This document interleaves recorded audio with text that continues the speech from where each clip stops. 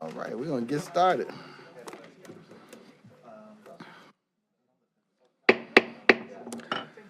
The Cuyahoga County Council Committee of the Whole meeting for Tuesday, February 28th is now called to order. Andrea, would you please call the roll? Good afternoon, everyone. As a reminder to all in attendance, this meeting is being recorded and live streamed on the county's YouTube page. It is now 3:36 p.m. Calling the roll, Mr. Sweeney. Present. Mr. Tuma. Here. Mr. Gallagher. Here. Mr. Schran. Here. Ms. Conwell. Present. Ms. Turner. Present. Ms. Stevens. Ms. Stevens is absent. Ms. Simon. Thank you. Mr. Kelly. Here. Mr. Miller. Here. Council President Jones. Here. You have a quorum. All right. Andrea, has anyone signed in for public comment? No public comment has been submitted. All right. Well, if not, at this time, we're going to turn things over to Councilman Miller, who will now lead the remainder of our Committee of the Whole meeting. Thank you very much, Mr. President, and I would now ask the clerk to please read Resolution 2023-0029 into the record. Resolution 2023-0029, authorizing participation in a sublease purchase arrangement with the Ohio Secretary of State for the purpose of acquiring and implementing voting machines and equipment and financing certain costs thereof, a sublease purchase agreement evidencing such arrangement and matters related thereto.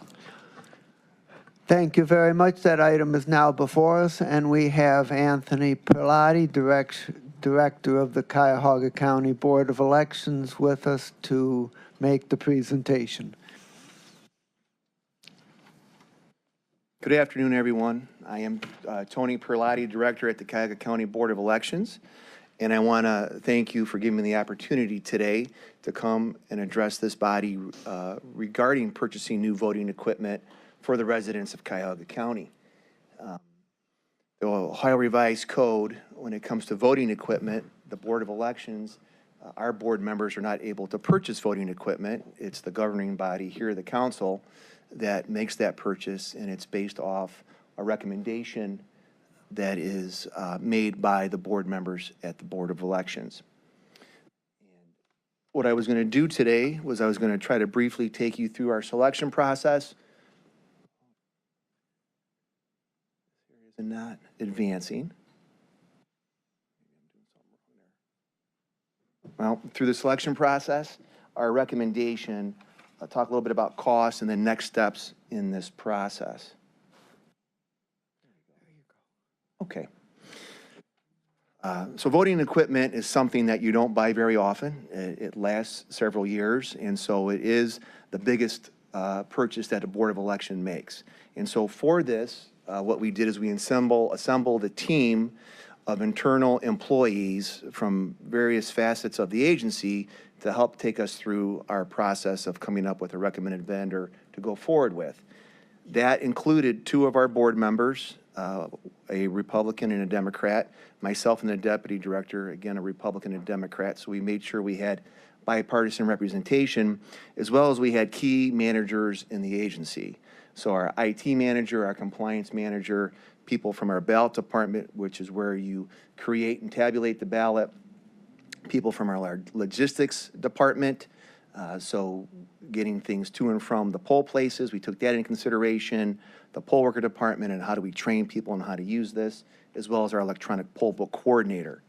And at times, we wanted to expand that, and then we brought in additional people from those departments, as well as bringing in someone involved in the early in-person voting process to get their insights. So why is Cuyahoga County interested in purchasing voting equipment at this time? And there's two primary reasons. One is that voting equipment typically has a life expectancy of 10 to 15 years. And our precinct-based scanners, those units that when people go to the polls and cast their ballot, those were first introduced in 2009 here in Cuyahoga County, so they are in their 15th year. And the ADA voting accessible unit in those poll places, that was introduced in 2008, so that's an extra year older. So of that 10 to 15 year range that we look for, it is at the upper maximum of useful life of 15 years, and we are starting to notice fallout with the equipment. It's electronics, And so you get flickering screens and things that just break because of age. Now, the other main reason that we want to get the equipment at this time is that we have funding for it. So Cuyahoga County is not unique in having old equipment. It is prevalent through the 88 counties. And so the Ohio legislature saw that, and they know that this equipment is expensive. And so in 2018, they passed Senate Bill 135. And what that Senate bill did is it provided funding for all 88 boards of elections to purchase replacement equipment. And it was based on a formula of a lump sum, an equal lump sum going to all counties for kind of set costs. And then based on your voter registration numbers, there was a per registered voter click up that went to those counties. So for Cuyahoga County, we got 10.4 million, and we got the biggest allocation in the state of Ohio. So having this equipment, that it's at its useful life expectancy, and having funding to replace it, now is the time to do that. And then, as a side, you get to take advantage of new technology and software and the latest and greatest that we can roll out then to our voters. Now, voting equipment, you have to be a certified vendor in the state of Ohio for us to consider buying your equipment. There are 5 certified voting equipment vendors in the state of Ohio. And that certification is 2-part. It's first through the Federal Election Assistance Commission and then through the Ohio Secretary of State's office. And so as we try to do an apples-to-apples comparison to compare these 5 vendors, we came up with 8 criteria that we want to hold or hold against these different vendors to figure out as much as we can an apples-to-apples comparison. And the first parameter is functionality. And what that means is your voting system will either be a paper-based system or it'll be a touchscreen DRE system. Cuyahoga County currently uses paper-based. It works well in this county. It's what the voters like, and that's what we wanted to continue on. So we wanted to continue with a paper-based voting system. As well as for the accessible voting machine, we wanted that for individuals who needed assistance to be able to vote a ballot that looked the same or similar to everyone else's. In this environment, some of the vendors have a completely different form of ballot where you can identify that that was someone who had to use the ADA machine to vote it. We didn't want that. We wanted everyone to have the same ballot. Voter interface was another key item, and that's the use of the voter. So we wanted something that's not complex, has a nice big screen, easy to read, big buttons for the voters to use, and not be very different than what we currently use, because that has been a successful system. The hardware components, again, we want something that's durable, will last another 15 years, so we get the full life expectancy out of that. And it has to stand up to Cuyahoga County probably has the most elections in the state. So the transportation back and forth to the polls, storage in our warehouse, we want it to be beefy and be able to stand the test of time.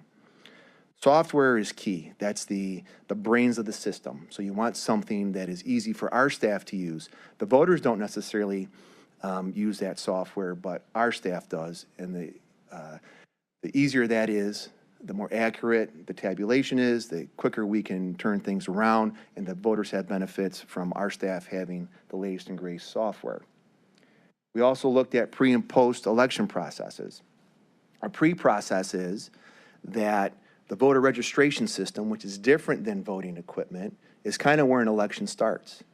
You as elected officials are familiar with petitions, and so a petition for a candidacy or a petition for an issue comes to the Board of Elections. We input that to the voter registration system. That then needs to get extracted and imported into the tabulation system. So on the pre-side, we want to have a good marriage between the voter registration system and the voting equipment, that comes over easily, and so we can start to create the ballot. As far as post-election is concerned, Cuyahoga County is the only county in the state that audits every single election that we conduct. And we are a national leader in conducting risk-limiting audits. We've been doing it for over 10 years. And so we wanted a system that we will be able to use our processes, our protocols, and the best practices that we've developed over the years and apply it to this voting system to ensure that we can audit everything and maintain our 99.9% accuracy rate, which We all know election integrity is a big deal. It's important, it's a real thing, and we want to be able to show that through correct audits. Ease of setup for poll workers. Our poll workers are key and critical, but we hire 4,000 people to work one day. We give them a couple hours of training, a couple weeks before the election. And so we want, when they go to the polls, for the setting up of the polls to be easy. Try to have kind of a plug-and-play concept with the equipment.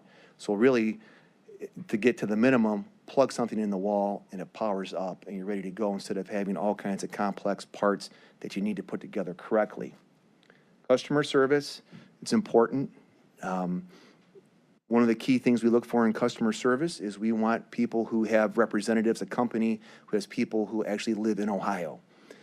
They all don't have to live in Ohio, but when you need to get someone there quickly, you like it when someone can hop in a car and get there, versus some vendors don't have anyone close and they're required to get on a plane to get there to help you. So that was taken into consideration. And security. Secretary of State has all kinds of security standards, and we had to make sure that no matter who the vendor was, that they met all these security standards. So those were the parameters that we utilized to take these 5 systems through. Now this process, we've been doing it for about 5 years, and we started in December of 2017. And over these 5 years, we've had numerous events that we've done. So we've had questionnaires that we've given vendors for them to answer on their equipment, with follow-up questionnaires. We've done demonstration days. We've had mock elections when people have been able to come in, touch the equipment, use it. Security summit for people to attend. And the process took longer than we wanted, and that was because of some unexpected things that came our way. One was COVID in 2020, so we weren't able to do any in-person demonstrations and have people come out and touch things, so we kind of lost that year. 2021, we were scheduled for 3 elections, and we actually had 7, so that consumed a lot of our time. And in 2022, none of us anticipated all the redistricting things that happened at Columbus that took some time. So it kind of prolonged our process, but we got to where we needed to be.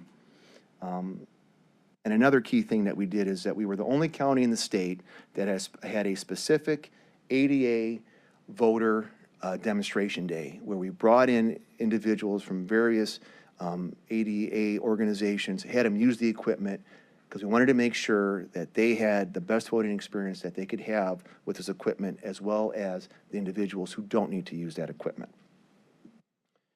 So after that 5-year window, we finally were able to come up with a recommendation for what we wanted to do.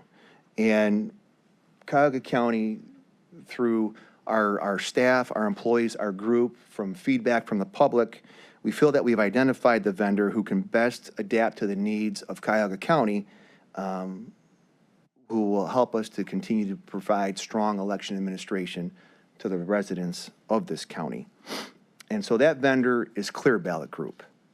And that is different than who we currently use for voting equipment. We currently use ES&S, which is a good system, and one of the vendors that we contemplated. But Clear Ballot is stronger and better for Cuyahoga County for a few reasons, and I'll take you through some of those reasons. Their software really stands out compared to the other vendors. It's stronger, it's the most intuitive software that's out there, and their ADA voting units provide the most, I would say, seamless. When you look at a ballot from the ADA machine versus a non-ADA machine, you can't tell them apart.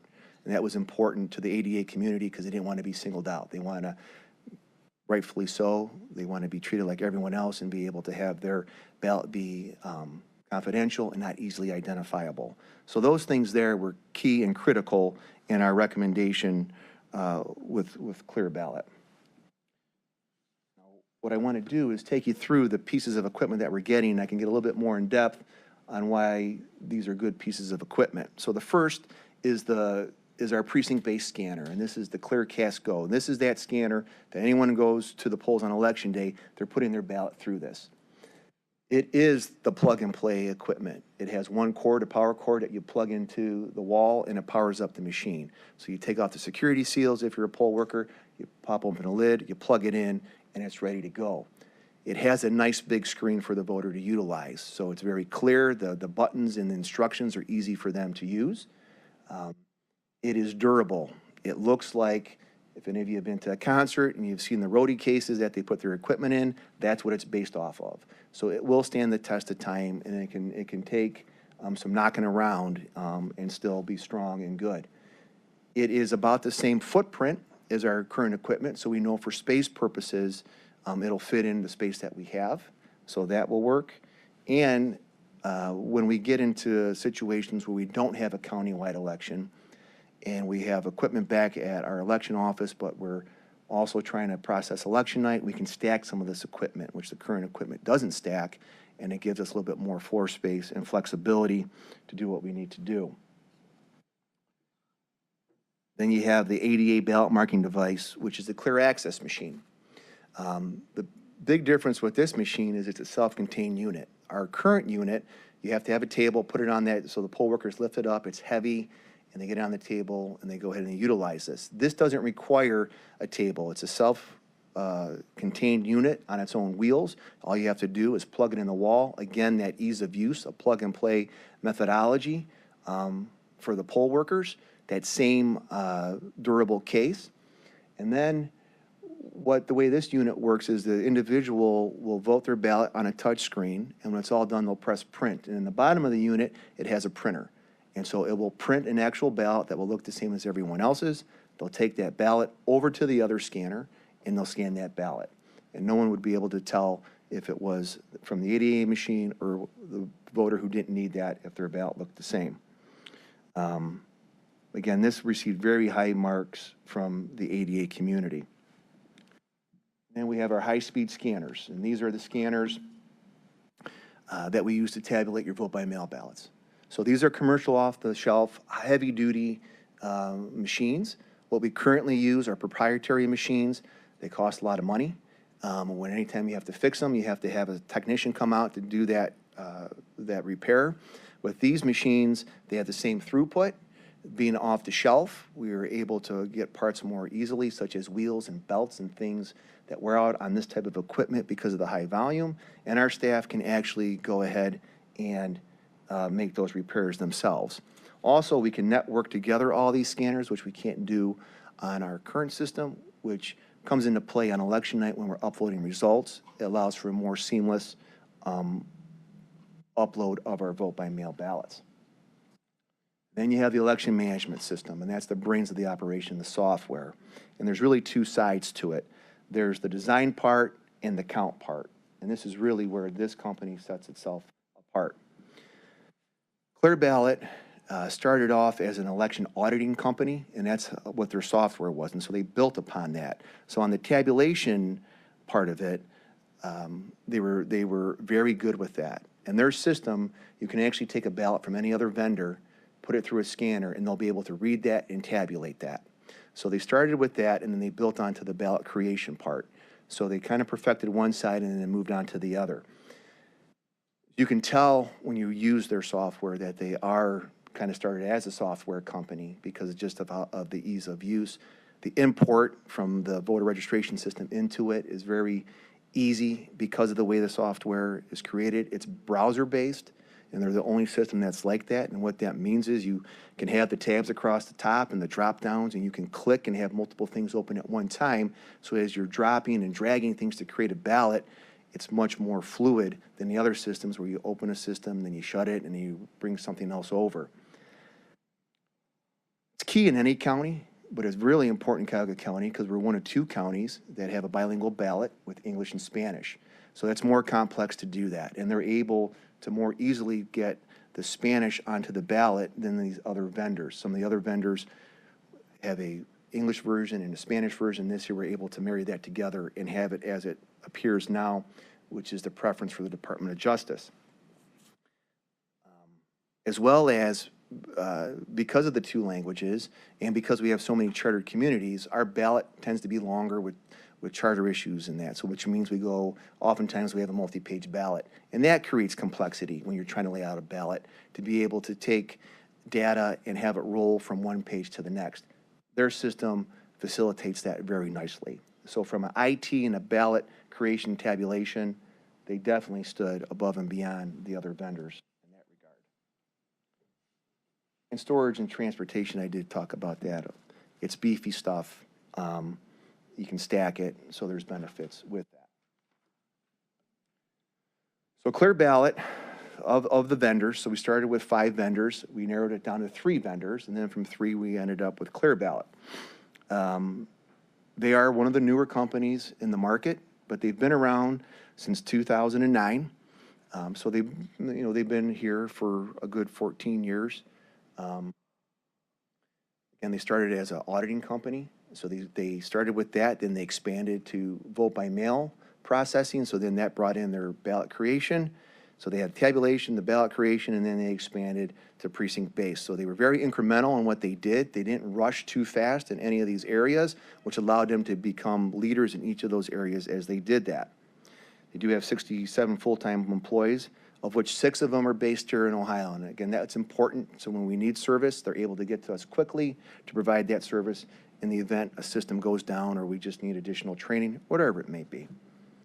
They operate in 13 states, and they are used in 15. If Cuyahoga purchases them, there'll be 15 counties in Ohio that have this system. They do have large customers. Their biggest being King County, Washington, where Seattle is, and Portland, Oregon. They have those. So those are larger than Cuyahoga County, so they do things bigger than us. And then they do things just such as auditing. Like I said, they can read anyone's ballot, so they come in and do post-election audits for New York City, statewide in Maryland, South Carolina, and New Hampshire. So they do take on large volumes of work. 1 in 5 voters are impacted by a Clear Ballot product, whether it's conducting an election or it's being audited. And they got their first Ohio customer in 2016. We would be the 15th. They have grown more market share in Ohio than any of the other vendors as they actually lost market share. Cost, always an important thing. So the $10.4 million that I said that was awarded to Cuyahoga County, that is capital dollars that, and I don't understand all the inner workings of it, but it's bonds that were released, and that's what funds it. So this process, these 5 certified vendors, if they so choose, and they all did, responded to a request for a proposal with the Ohio Department of Administrative Services. And from that, each of these vendors basically set their prices for each piece of equipment that they were selling. So it's state term pricing. So whether you're Cuyahoga County with high volume or a small county, you pay the same price for all the different pieces that I showed you. And some of these things, again, are the precinct voting machines, the high-speed scanners, the ballot creation and tabulation software. Something that we'll be expanding that we currently don't do that will be covered is we'll be doing on-demand printing for people who come to vote really in person at the board's office. Currently, we just print ballots. We put them on a wall, and we pick and pull as people come in. We won't do that once we implement this system. We actually will have scanners or these printers where people will come in and we will print the correct ballot for their precinct as they're there. So this way we won't run out of ballots because you're printing as you go, and you actually save money in the long run because you don't have all these unused ballots that you have to dispose of. Also part of the contract was that these vendors had to include the first 5 years of warranty, software licensing, and support services. So that is included in this system. So outside of really purchasing paper and staff wages, the system is pretty much covered through the state dollars as far as the hardware, getting this stuff here, and then the first 5 years of warranty licensing and support. So what we need for Cuyahoga County comes out to about $9.5 million, which is under the 10.4, and which means that there's no match needed from the county for that. Now, the additional funds above the 9.5, unfortunately, we don't get access to that because of the funding structure with the bonds. It's money that stays with the state, and it doesn't come here. So I'm not here to ask for money for the system, which is probably unusual. But that's what those costs are. And for that 9.5, what we'll be getting is 1,100 precinct scanners, 350 ADA machines, 12 high-speed scanners for vote by mail, the election management software, the licensing to create and tabulate the software, the servers that come with it, workstations to upload results on election night, ballot on-demand printers. We will have 2 high-capacity ones at our tabulation center in case we need to send ballots out on election day. Warren small elections, we'll be able to print the ballots in-house. 25 for early in-person voting, which I talked about. We will print on demand as people come in. And then we have zone stations, which are field operations, which we will put 1 ballot printer at each of those zone stations. So on election day, and this would be more likely to happen in a primary election, which you don't know exactly how many people are coming out from each of the parties. If it looked like ballot quantities were getting low, we could print those right there and supplement our number of ballots at the polls, which is a nice tool for us to have.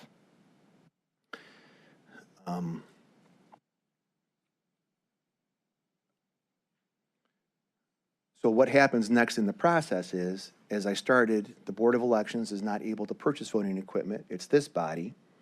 And so the Secretary of State, through Senate Bill 135, came up with different forms for a sublease agreement.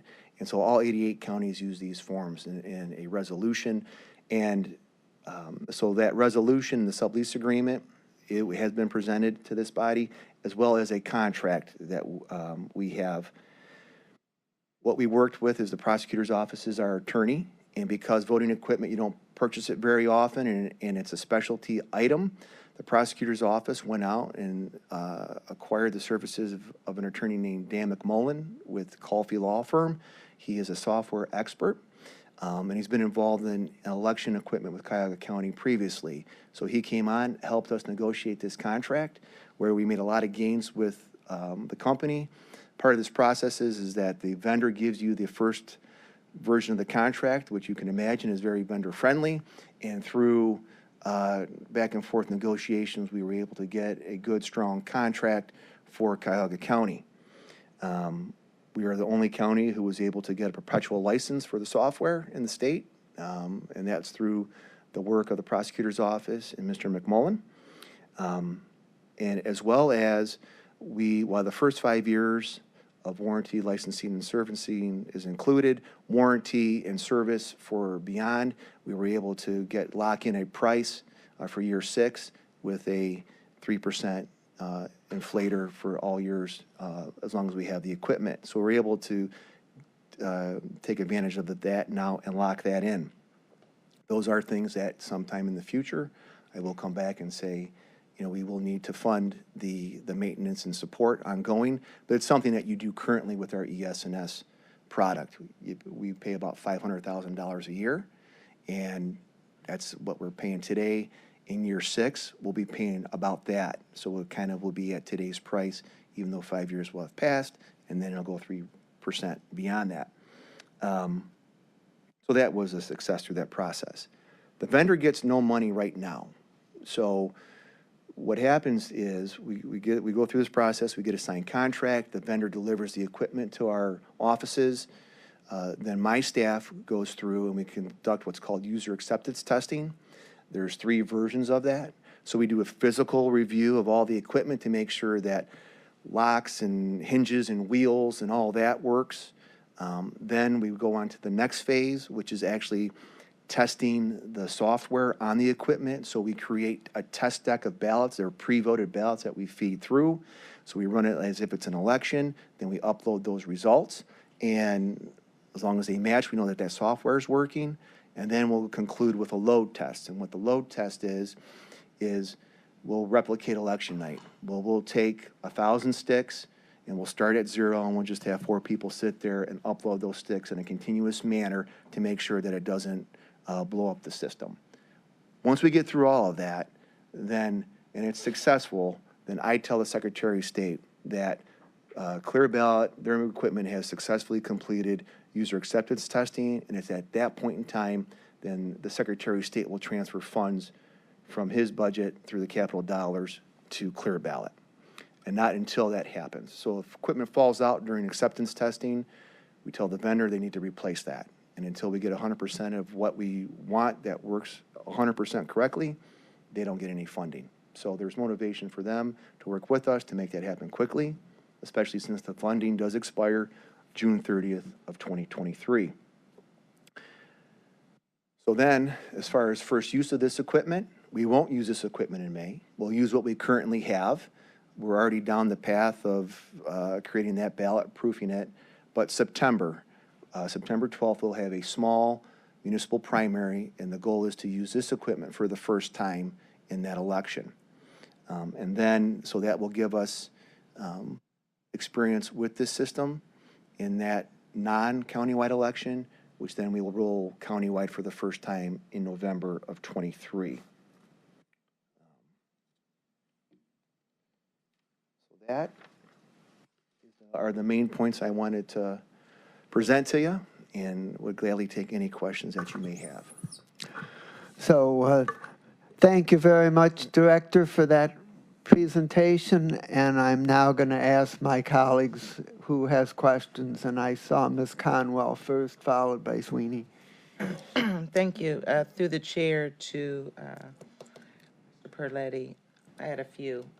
Sorry if I stepped out and missed it. What will be done with the current machines once we utilize them in May? Sure, through the chair to the councilwoman. So the current equipment, I did not hit on that. Sorry about that. There are rules in the Secretary of State's election official manual on how we dispose of that. What we will do in Cuyahoga County with our precinct scanners, being that really at their life expectancy, we will destroy them. So we will work with the county's contract. I believe it's R3 is the company that disposes of equipment. They will come in, they will wipe the hard drives clean on all the equipment, and then they will go ahead and destroy it and give us a certificate when it's done. Probably the only pieces of equipment that still have some value are our central count scanners that we use for vote by mail, and that's because that equipment's a little bit newer, although it does have high mileage on it.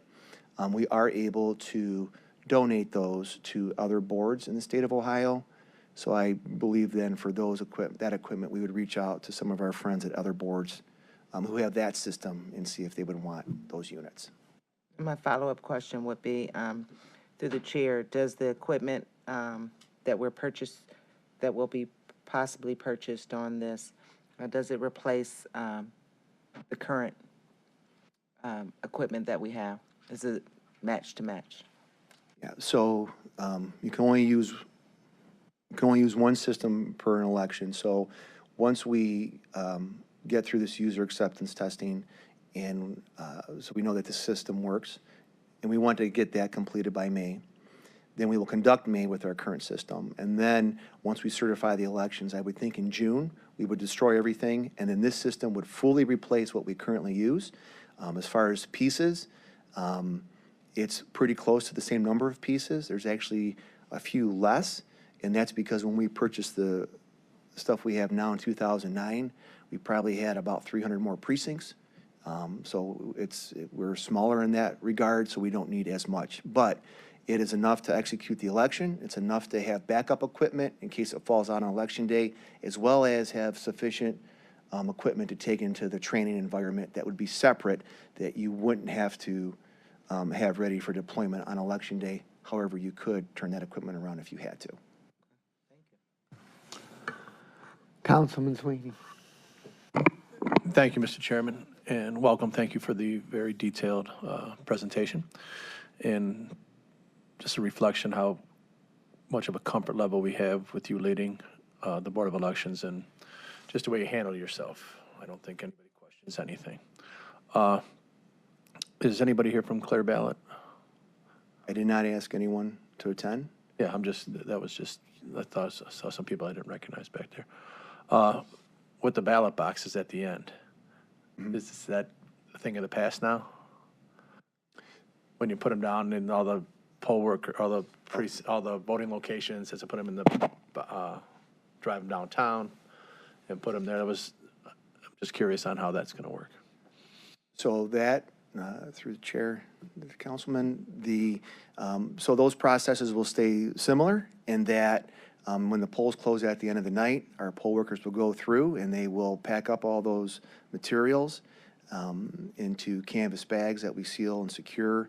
And then bipartisan teams of poll workers bring them to different drop locations in the county, to which they transfer it over to vans. And we try to have either off-duty police officers or county sheriff's officers there at those locations to then take chain of custody and we bring those materials down.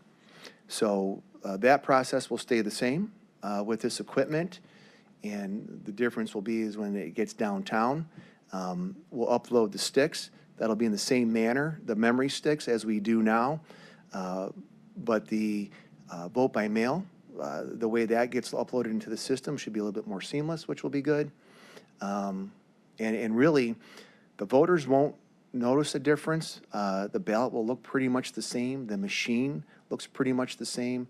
The poll workers will be okay. So a lot of our processes in that regard stay the same, and so we keep that same integrity in our systems. And, Mr. Chairman, just, my memory is the old metal boxes that Yeah. got transported, so now it's a little bit more secure and high. Yeah, it's a canvas ballot bag. It's like made out of like parachute material type Yeah. stuff. It's waterproof, and each bag has a seal on it, and that seal number is recorded, and we keep all that information. And through the chair, this is more of a logistic. It has nothing to do with the machines, I don't think. How does the different voting locations, some take longer than others, you're always waiting for this one, is that a reality of the processes of the people that are working at the ballots and making sure they get it done right? They want to do it slow and they want to make sure it's accurate. How does that work? Yep. So just a common phrase that we always say, accuracy over speed, no matter what we do. People can wait for results, but those results need to be accurate. So, so that is why sometimes some poll places take a little bit longer, because they're taking a little bit more time to do that. And not all our poll places are uniform. Some have 2 precincts and some have 10. Yeah. So that takes a little bit longer. And some poll places have a whole team of veteran workers, and some of them have Yeah. a little bit more new. But at the end of the day, it's right. We provide them with instruction, quick reference guides to get through that, so we know it gets done right and it gets to our place. And last one, Mr. Chairman, just on that particular one, I know there's pressures on you saying, we need them fast, we need them this, but I love your answer.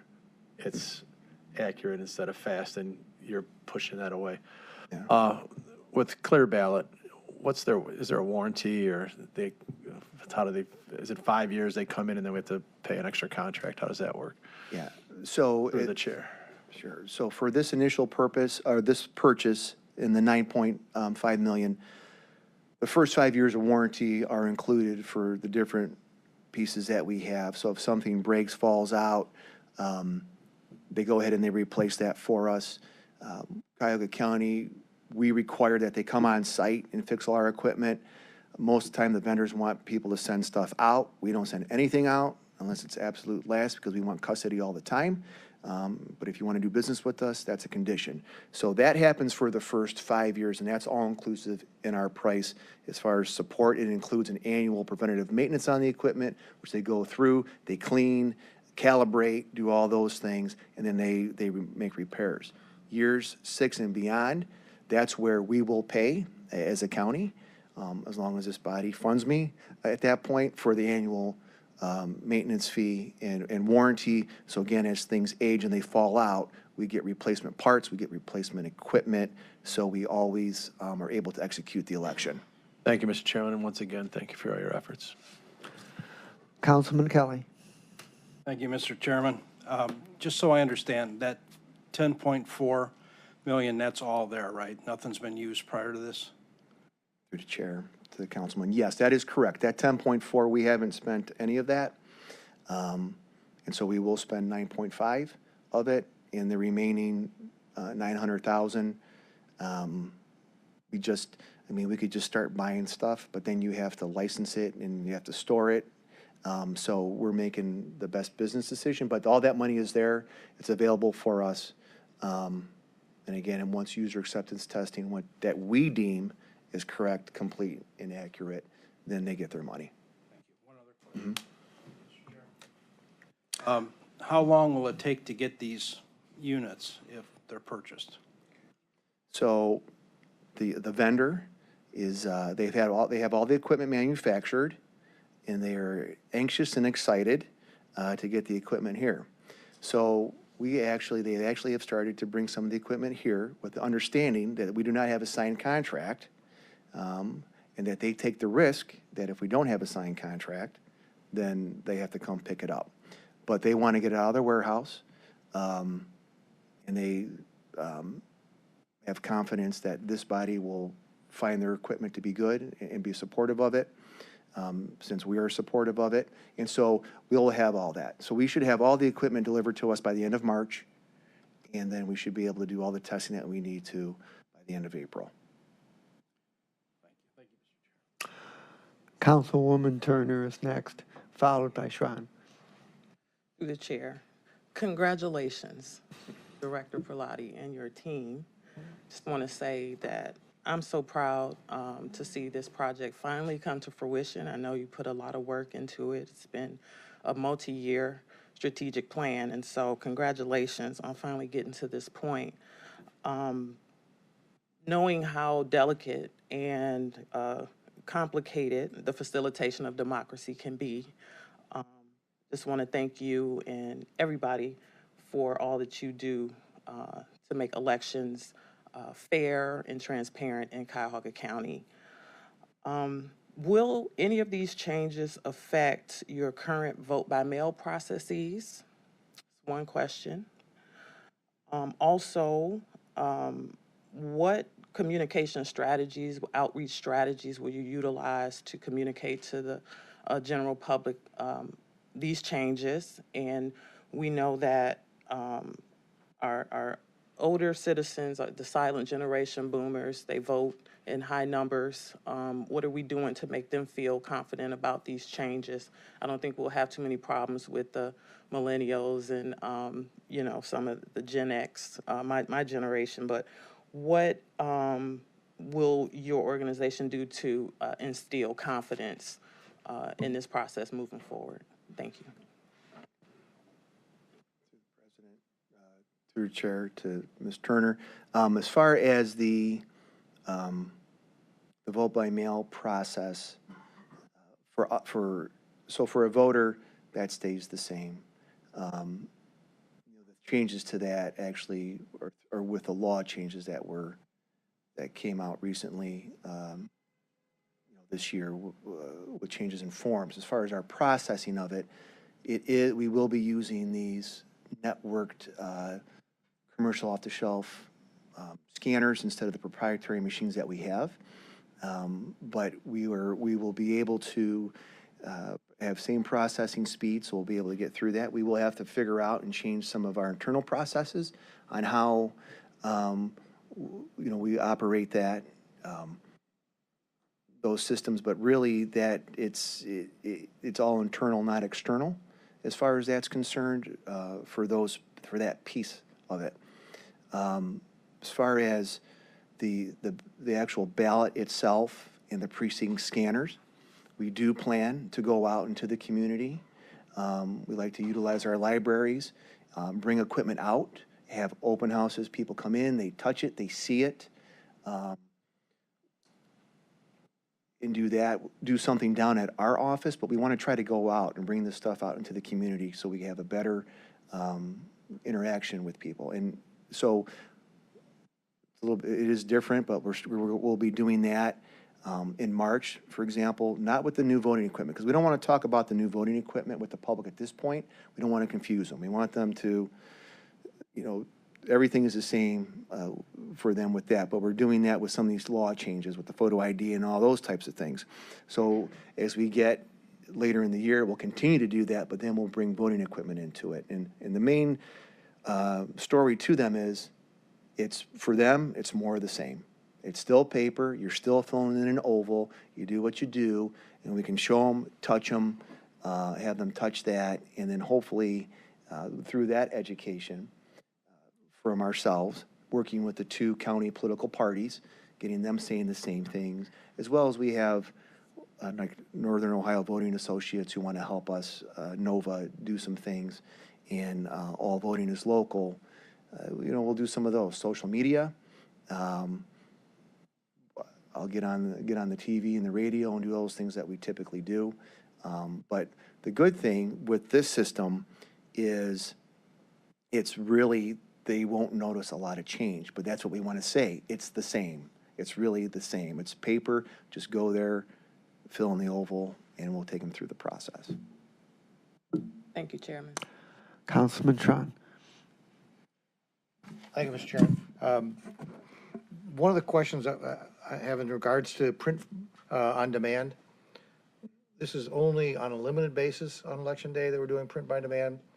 Because I'm sure you're well aware of some of the places that did print by demand for the entire ballot and process, and the machines failed, not in Ohio, but they failed to have printing capabilities. The printers failed to keep up with the print by demand on that day. We're not saying that this is going to be a print by demand for every ballot that's going forward. We're going to be doing pre-printing, I assume, of ballots. Through the chair. So for election day, we will, that'll be the same. We will use our ballot printer. They will pre-print ballots that we will send out to the voting locations. So on election day, when someone goes to the polls, there is no ballot printer except for what is inside the ADA machine. So those individuals will be the same. It's going to be pre-printed, stubbed ballots that the poll workers will hand out with the electronic poll book and that whole process. So that will stay the same. Now, if we were to run low on ballots, and every once in a while get a little jumpy in a primary because all of a sudden you're like, oh, geez, they're doing this, that, we will have the ability so what happens now is if we look like we're running short, we'll call up the ballot printer and we'll say, hey, can you print out an additional 100 ballots for this precinct? And we get them out there. We will still have the ability to do that, but with these high-speed on-demand printers that we'll have at our office, we'll also have the ability that we can print those ballots and we can get them out there, which we would be able to get backup additional ballots, not the initial use ones, but the additional ones there if we had to. That doesn't happen very often. But for election day, they will have those pre-printed ballots. Now, at our office for early in-person voting, we will probably print about 5 or 10 ballots for the different precincts and have it there for an emergency situation, but it's there that we would go ahead and we would print those ballots as individuals came in. We will have 25 ballot printers for that early in-person operation. So in the biggest of elections, we will have 44 check-in stations. So we pair one on-demand printer for 2 check-in stations. So it's kind of over and above what a lot of people do, but we want to be able to keep up with volume as people come in and do that process. So that particular early in person, that will be the more on demand that we'll have. We'll have it, like, again, a few pre-printed ones in case we would need to grab something. But that will happen there. As far as vote by mail, that is all done by the ballot printer.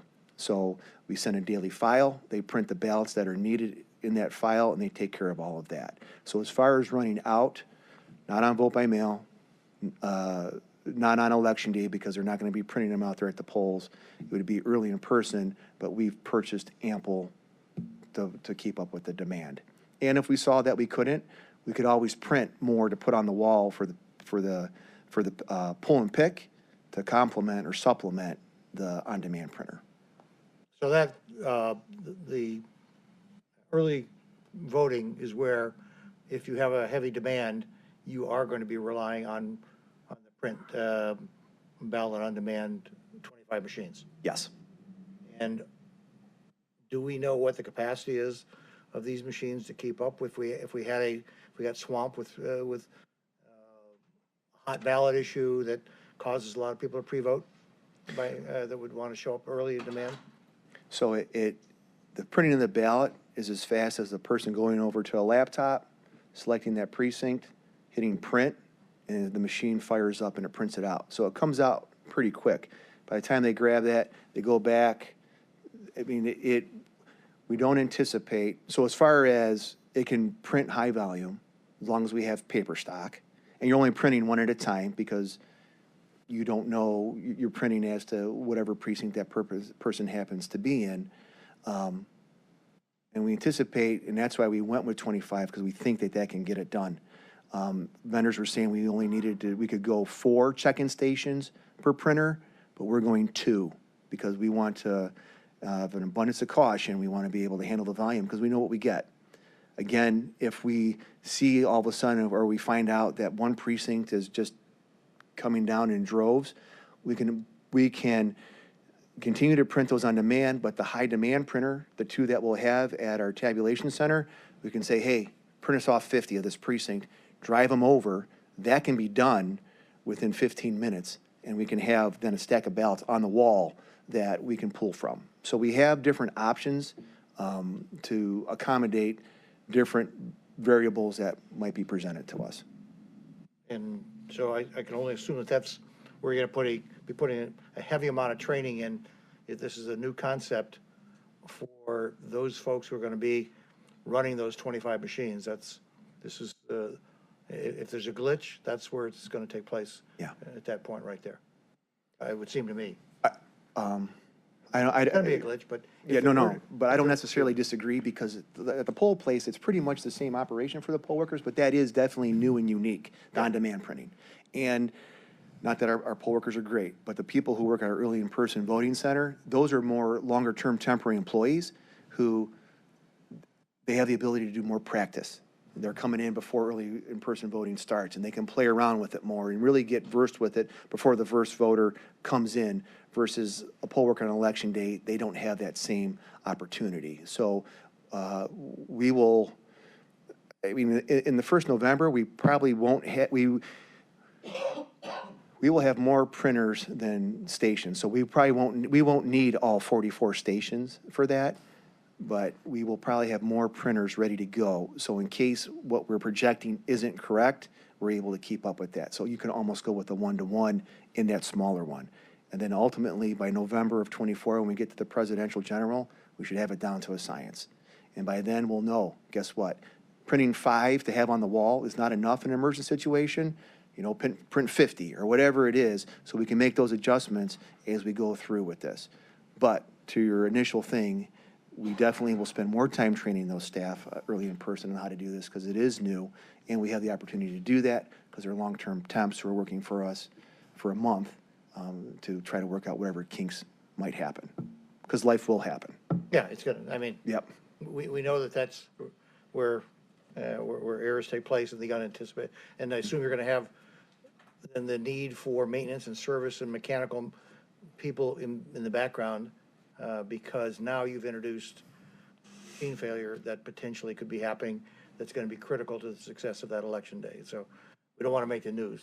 No, we don't want to make the news. Having a successful election in that respect. The best day is when you wake up the day after election, there's no articles in the paper. That means you got it right. Right, and how about references on the quality of the print by demand and things like that? Have we found other people in the state of Ohio that are using this and other places that we've actually verified what they tell us and what they do? Yes, so as part of our selection process that we went through, one for our Ohio customers who, not just this, but our 3, when we went from 5 to 3, those 3 vendors, one which was ES&S, we really knew theirs, but we still talked to a couple other people. We had phone conversations with other Ohio counties to see how their experience worked. Especially some of them used that equipment during the 2020 presidential, so we did that. We also had a team of employees who traveled to the other boards of elections and saw the stuff firsthand and touched it and saw how they used it. As well as we reached out then to some of their customers in other states, trying to find the bigger ones to talk about what their experiences were. So we talked to out-of-state customers, we talked to in-state customers, and we traveled to some of those in-state counties to really see this stuff and put our hands on it. And then my last question is that we've all seen through the pandemic the supply chain and challenges with that, parts, mechanical chips, computer. I assume this is very heavily run by computer chips inside these machines and things of that nature. Where are these actually being manufactured so that we know when the parts and things like that for backup, where they're going to be coming from? So the company's based out of Boston. I saw that. And their equipment is manufactured in New Hampshire. Okay. I forget the name of the city, but I can get it to Okay, you. but it's a domestic source? Yes. Okay, thank you. So they manufacture them in the United States, and as well as their software programmers, they're all contained within the United States or housed in the United States also. Thank you. Anybody else? Yes, Ms. Simon. Just a question. Thank you very much for your work and everybody who participated in coming to us with this plan.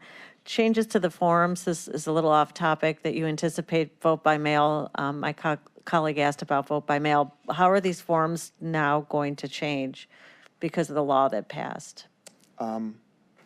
So the House bill definitely did change some of the forms that we have to use. One is the vote by mail application. The user, again, won't see a lot of difference on that particular form. The main change is that we have to identify the change in deadline. So instead of being noon on the Saturday before Election Day, it's on the it's on the Tuesday, it's 7 days prior. So that will be on that. The actual forms of ID for voting by mail do remain the same. So you can still use the last four of your Social Security number for a vote by mail ballot. You cannot, that does not work in an early in-person environment or on Election Day or on the provisional process. That is different. So the provisional envelope, which actually technically is a form, that has changed. And what's new is now the provisional envelope requires photo identification. So you have to show photo ID to vote provisional, and before you didn't have to have that. So we just got that form from the Secretary of State. It is reworked. We had to go to print on our poll worker training manual, but we pulled out the provisional chapter because we didn't have the materials. But in order to start training people, if I don't start printing, I'll never meet the man. So we are going to print the provisional chapter by itself. It'll be a little bit smaller. So that will be different, and that's going to be a big change for voters. So that form will have changed. Some of the other envelopes that we use, they're changing those. So it's going to be part of voter education that we do. I will say that fortunately, the majority of voters who go to the polls on Election Day do show photo ID. Not 100%, but I would say probably in the mid to high 90s do. So that part's good. There will be those, though, that do bring in a bank statement or utility bill that won't work anymore. So we're going to, part of our education campaign is making people aware of that. Thank you. Through the chair, so is your education campaign going to include notice in advance that people need their driver's license or photo ID? And if they can't get it, where they can go to get a state ID? I would like to give them, if we can, and places to go if they don't have a driver's license. So what we've done so far has nothing regarding, like, here's the locations of the BMVs. Definitely something that we can do. Some of the letters that we've been sending out for polling location changes, we've put in those letters that photo ID is required now, so we're trying to highlight that. We will be sending out our voter information guide that we send out before every election, and we will have that piece on there also, that photo ID is required for that. Driver's license, state ID, passport now works, but we really haven't hit on here's where your BMVs are. And I think that's something that we can do for people to help them get there so they can get their state ID. So, Director, I'm concerned about senior citizens who don't drive. They don't care where a BMV. It's great, you're going to do that, but what about seniors? I mean, what's the options for them? So if they choose to vote by mail, they can still do that with the last four of their Social Security, but you can't force the method in which somebody votes. So if they happen to do that, that was easiest as far as not that change. If they do want to go to the polls, which definitely they're entitled to do, I don't know what we do at this point to get that to them. I mean, I think we do have, well, we work with nursing homes, but that's different, right? So we can, with our nursing homes, we'll work with them to get that information. But we can work with the municipal senior centers and, try to do what we can there just to push information out. They would have to get a state ID. have to get a state ID. A state ID, and what's the process for that? Filling out some kind of I think we should probably We can try to know. figure out what those are. I mean, I think you have to come with a series of documents.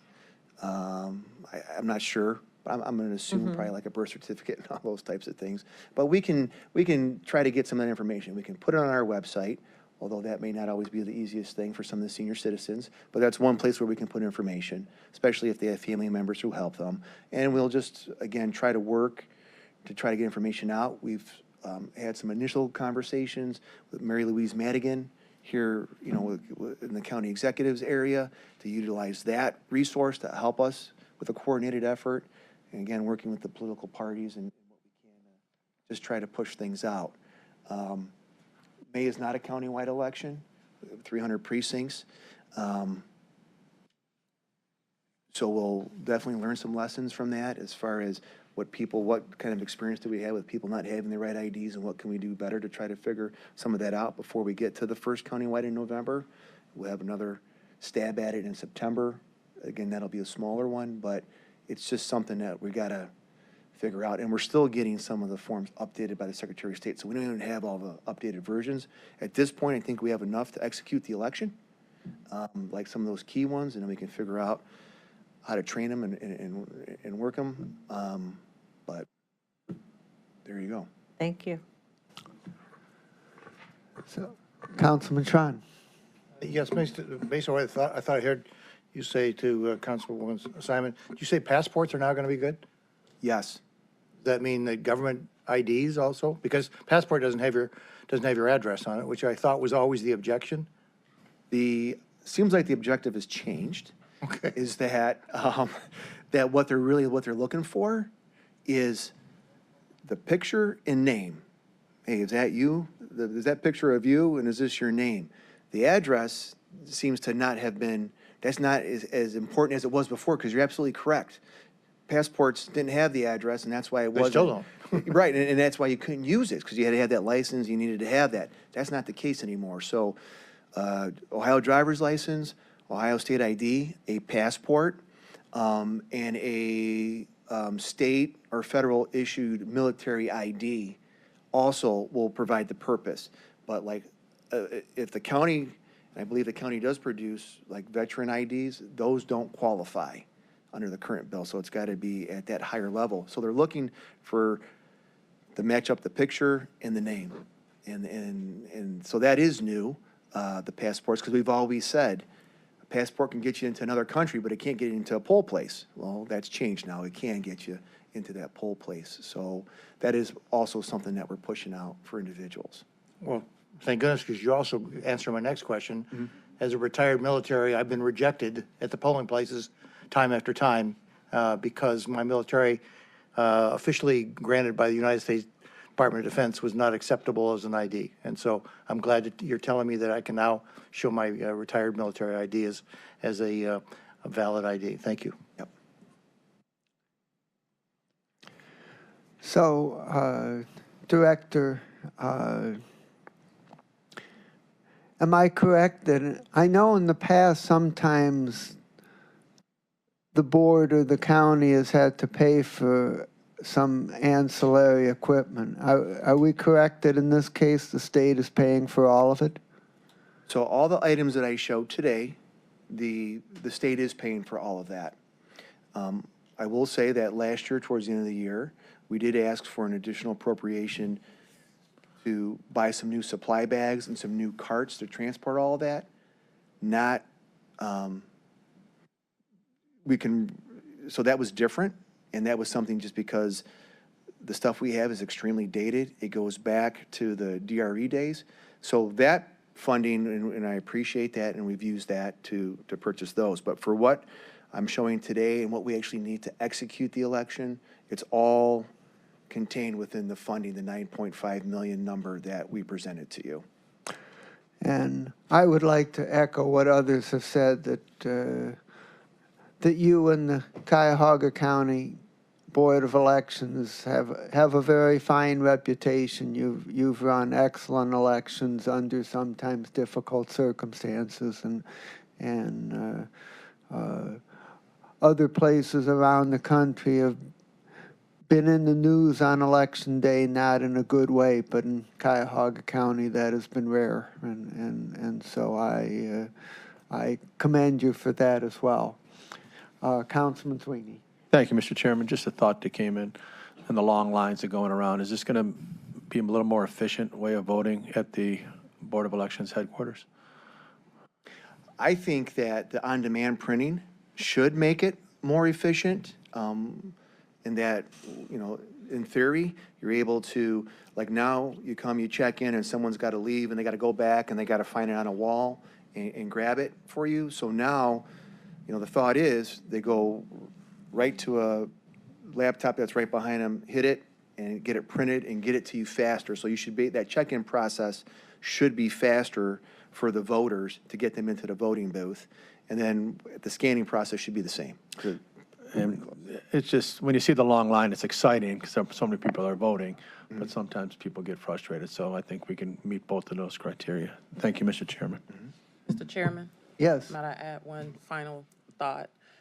You mentioned that you're going to be on television and radio and stuff, and just to speak to the councilman's comment about long lines, just to remind the public that there are still 30 whole days of early voting, and so that would help alleviate some of those long lines that last weekend. Particularly, I think that's where we've had the most challenges, that final weekend. So if you get an opportunity to go to the media, and maybe you might want to consider reminding us that we have multiple options to vote. And thanks again. Week 2 is the best week, shortest wait time, come then. But no, it hurt. And I appreciate all the kind words from all of you, you know, towards the boards of election. And I am just one piece of many, many great people who work there who get it done. So I am blessed to have them, and it's all of us together that make it happen. So, kind words doesn't get you a contract. I'm gonna see if somebody is interested in making a motion to refer Resolution 2023-0029 to the full council for second reading. That's all of us. Second. Okay, it's been moved and seconded. We do desire to put this through the full 3 readings because of the importance of this matter, to give the public plenty of notice.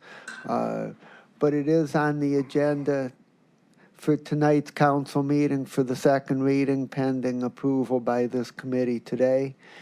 If there's no further discussion, all those in favor of the referral, please say aye. Aye.